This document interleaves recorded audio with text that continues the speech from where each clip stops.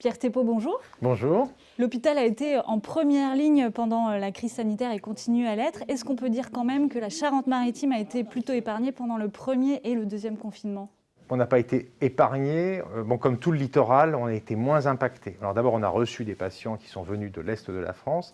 Et puis, on a quand même, si je veux dire, on a quand même 150 de nos personnels qui ont été touchés par le coronavirus. On a eu à un moment donné plus de 60 personnes hospitalisées pour le Covid. Donc on ne peut pas dire qu'on a été épargné, mais on a bénéficié, en revanche, de l'effet d'anticipation de ce qui se passait dans l'Est de la France pour se préparer.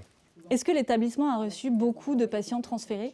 Moins d'une dizaine de patients, mais ça a été des patients très lourds.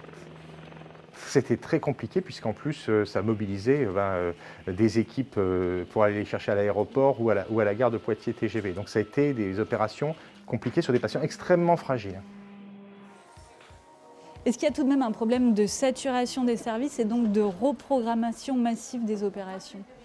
Ce qui est frappant au cours de cette année, c'est que alors que la Charente-Maritime a été quand même un petit peu moins impactée, objectivement, que d'autres régions, c'est qu'on est vite arrivé à une saturation du système. Il a fallu quand même qu'on déprogramme jusqu'à 40% de nos activités opératoires pour pouvoir récupérer du personnel, pour pouvoir avoir plus de lits de soins critiques en réanimation, plus de lits dédiés au coronavirus en médecine.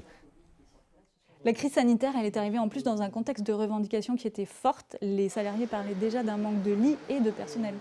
Il est clair que l'hôpital public a été par moments soumis un peu à rude épreuve, avec une vision qui était une vision de l'époque, que les lits, ça coûtait cher et qu'il ne fallait pas avoir de lits. Donc on se rend compte qu'il faut avoir quand même un certain nombre de lits qui permettent de prendre en charge des pics.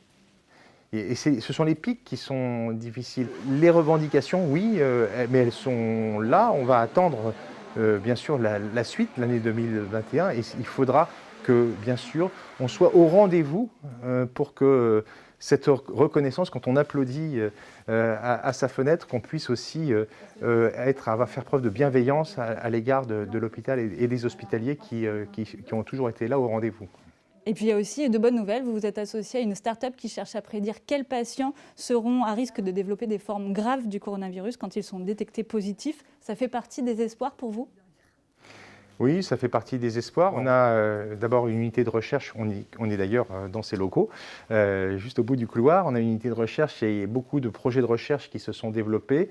C'est aussi l'hôpital du futur. On va construire un nouvel hôpital à La Rochelle. Donc ça fait partie aussi de l'ADN de ce territoire, d'être dans la recherche et dans l'innovation et dans une sorte de fertilisation croisée entre l'hôpital et son écosystème.